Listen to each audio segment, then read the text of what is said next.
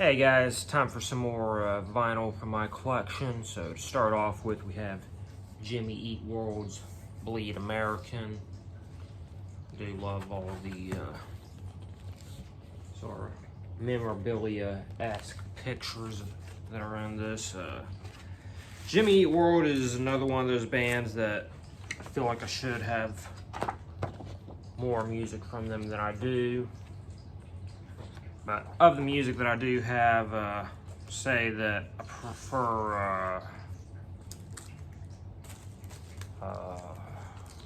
Clarity, that's the name of the album, over this one, Bleed American. But this one's still pretty good. And Clarity I only have on CD. So yeah, that's Bleed American. Next up, this is probably my least favorite record in my collection. Not because of the music, but because of pressing. I mean, even the actual packaging is pretty good, but the pressing of this is pretty god-awful. We have the original Godzilla, should I say Gojira score. I think it has more recently been re-released, hopefully a better pressing than this one. But yeah, so I should probably look into that. But the reason why I hate this record so much, this side A, absolutely fine, perfect. This side B, I didn't realize this when I ordered this, and I looked into it. Apparently every single fucking record has this problem, and nobody did anything about it. It should have been repressed. But it's pressed crookedly, so when you play it, like the pitch has, like if you're familiar with musical terms, has a vibrato effect over the entire song through the entire side of this. And so the pitch is just kind of falling and rising, you know, from what it's supposed to be. Absolutely terrible.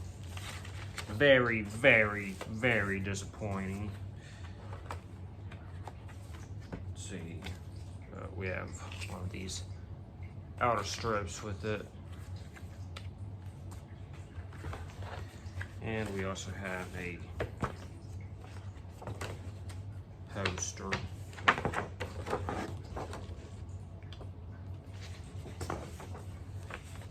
So disappointing though, because in my opinion, Gojira is like one of the earliest films that I kind of feel like has a pretty solid score to it. I mean, you know, other early films, the score didn't really play much into it, but I mean, Gojira, I mean, there's some pretty solid musical moments throughout that film.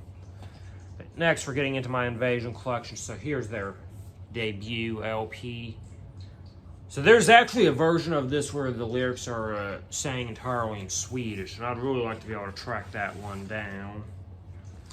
Looks like we have a little download card in it. Nice plastic, what I call credit card style. Always like those download cards, but here we have a lyric printed sleeve with a picture of the band on the back.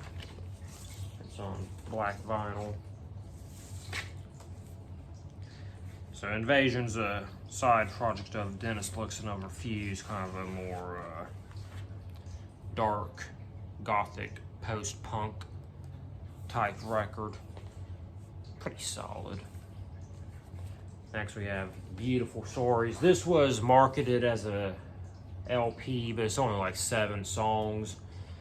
Of their albums, this is my least favorite.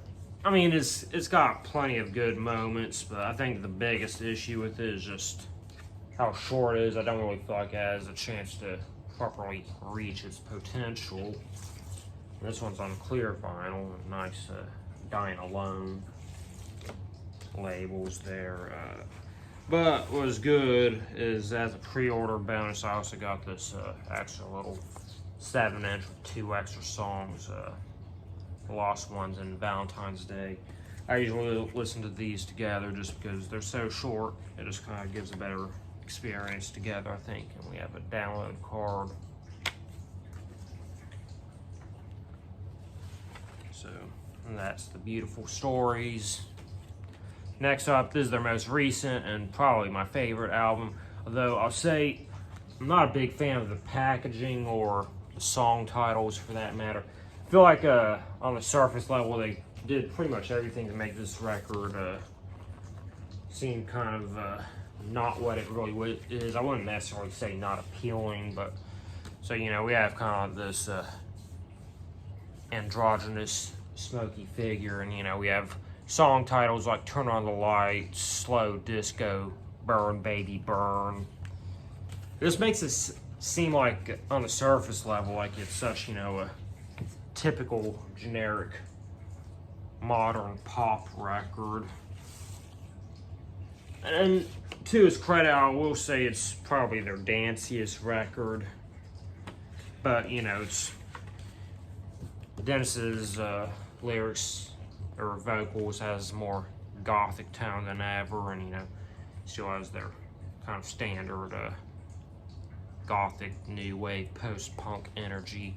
And it is more catchier and dancier than their other albums, but yeah, I'm not a big fan of this packaging or, like I said, the song titles, but all that withstanding, very solid record. Next up, we're getting into some more Christmas music.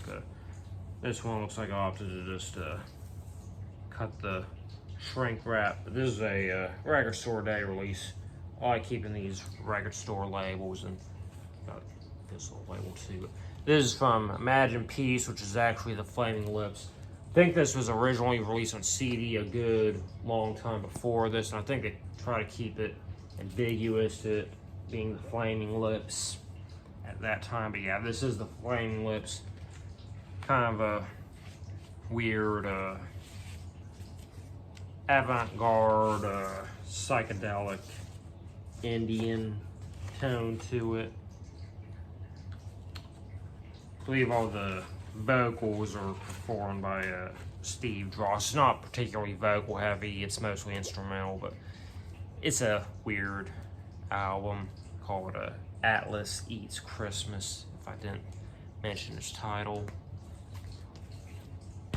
But I love weird Christmas music like that. Next, I love the packaging on this record. Got Jogger Jazz. This is the only album I have from them. This is sort of like a post-rock jazz band.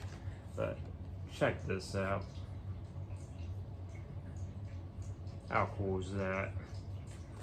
So kind of neat lenticular effect that it has going on with this special sleeve. That's custom sleeve, black vinyl. Great record. This is the only one that I have from them though. Got a download there. Probably unreadable though. But yeah, it's solid. I love that lenticular effect that it has on it. Next up, latest album. Actually, no, this isn't the latest album from Jogger because it's more recently released another album that's only available as a download. I love my physical music, so I never got around to picking up. But this is, what is it called? Shiver. Another really solid album. Before this, he released another album, Go. It's pretty good.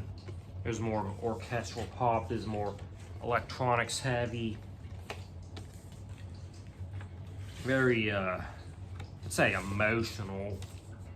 emotionally driven record. You know, a lot of kind of more sadder songs, but also, you know, a lot more, some songs that are more dancier, some that just kind of brings, you know, more joy to you. It's fairly diverse, has a lot of weird, sort of glitchy moments to it. It's a good record, I love it. Next, Jogger, I don't know if I mentioned this, but he's the frontman of Rosa. And he also made an album with his boyfriend, Alex. I think they actually broke up more recently, but this is Rice Boy Sleeps. Love the sort of rounded corners that it has to it. It's an instrumental record. Takes a few listens to notice this, but this is actually mostly acoustic. It's pretty orchestral, heavy. Has a nice ambient, relaxing post-rock feel to it. Yeah, it's a really solid instrumental record. So yeah, that's all the vinyl that I'm going to show you for today. So I will see you for my next segment.